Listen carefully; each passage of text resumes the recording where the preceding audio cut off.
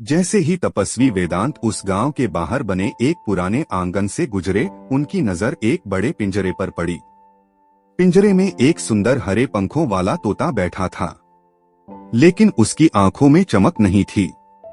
वेदांत को देखते ही वह तोता बोला, हे तपस्वी, अगर तुम्हें जंगल में कभी कोई तोता दिखे तो बस इतना कहना कि मैं अब भी कैद में हूँ। वेदांत रुके, तोते की ओर देखा, फिर धीरे से बोले, ठीक है, अगर मिले तो मैं जरूर कह दूंगा। कई दिनों की यात्रा के बाद वेदांत को एक हरे भरे जंगल में एक ऊंचे वृक्ष के नीचे कुछ तोते चहचहाते और उड़ान भरते हुए दिखाई दिए। वेदांत वहीं रुके और ऊंची आवाज में बोले, तुम्हारा एक साथी आज भी पिंजरे में बंद है।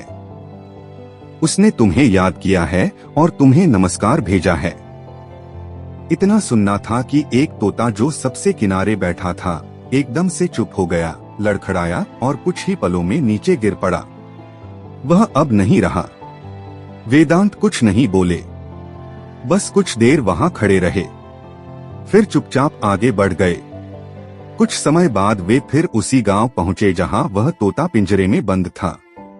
तोते ने दूर से ही वेदांत को देखा और उत्सुकता से पूछा, क्या तुमने मेरा संदेश पहुंचा दिया?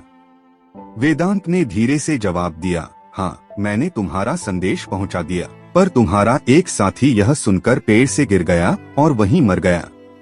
इतना सुनते ही पिंजरे में बंद तोता कांपने लगा, उसके पंख फड़फड़ाने लगे और फिर वह एकदम शांत हो गया।